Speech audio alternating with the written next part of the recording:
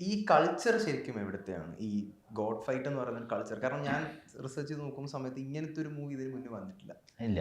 God fight എന്ന് പറയുന്ന ഒരു കൺസെപ്റ്റ് ആദ്യമായിട്ടാണ് കൊണ്ടുവരുന്നതെന്ന് തോന്നുന്നു ഇന്ത്യയിൽ. അപ്പോൾ അതെ. അപ്പം ഈ ഒരു കൾച്ചർ എവിടുത്തെ ബേസ് ചെയ്തിട്ടുള്ളതാണ്? ഇത് നൂറ്റാണ്ടുകൾക്ക് മുന്നേ നമ്മുടെ തമിഴ്നാട്ടിൽ കെടാ സൺഡേ എന്ന് പറയുന്ന ഈ ഒരു വീരവിളയാട്ട് ഉണ്ട് എന്നാണ് പറയുന്നത്.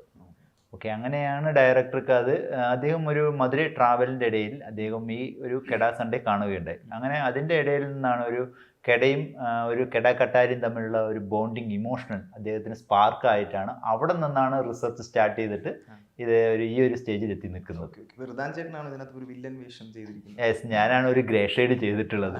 അതെ. അപ്പം ശരിക്കും എങ്ങനെയായിരുന്നു ഈ വില്ലൻ ഹീറോ അങ്ങനത്തെ ഒരു കംപ്ലീറ്റ് കോൺഫ്ലിക്റ്റ് ഇതിനകത്ത് നമുക്ക് പ്രതീക്ഷിക്കാൻ പറ്റുമോ? ഉണ്ട് കംപ്ലീറ്റ് കോൺഫ്ലിക്റ്റ് ഉണ്ട്.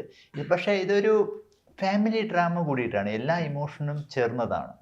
ഇത് എൻ്റെ അടുത്ത് ഡയറക്ടർ സംസാരിക്കുന്നത് 2022 ഈ ഒരു സ്റ്റോറിയെക്കുറിച്ച് സംസാരിക്കുന്നത്. ഇപ്പോൾ 2022 തൊട്ട് ഇപ്പോൾ എനിക്കൊരു വലിയ ചലഞ്ചായിരുന്നു. ഇത് മധുരൈ ഒരു ട്രഡീഷണൽ അവരുടെ കൾച്ചറിൻ്റെ ഉള്ളിലുള്ള ഒരു സ്പോട്ടാണ്. നമുക്ക് ഇത് ചെയ്ത് കഴിഞ്ഞാൽ ട്രോൾ മെറ്റീരിയലായി മാറും.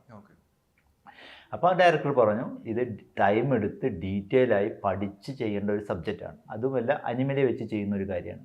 അപ്പോൾ നിങ്ങൾ അനിമലിൻ്റെ കൂടെ ട്രെയിനിങ് എടുത്ത് ഈ ഒരു സ്ലാങ്ങും ഈ ഇവിടുത്തെ മാനറിസവും എല്ലാം ഫുള്ളായിട്ട് ഇതേപോലെ തന്നെ എനിക്ക് വേണം, ഇതേപോലെ ഞാൻ ക്യാപ്ചർ ചെയ്യുന്നത് എന്ന് പറഞ്ഞു. എന്നിട്ട് പിന്നെ അദ്ദേഹം അതിൻ്റെ സ്റ്റോറീസും അതിൻ്റെ ബാക്ക് സ്റ്റോറീസും എല്ലാം കറക്റ്റായിട്ട് പറഞ്ഞു തന്നു. അത് ഞങ്ങൾ അതിനനുസരിച്ച് വർക്ക് ചെയ്തു, റിസൾട്ട്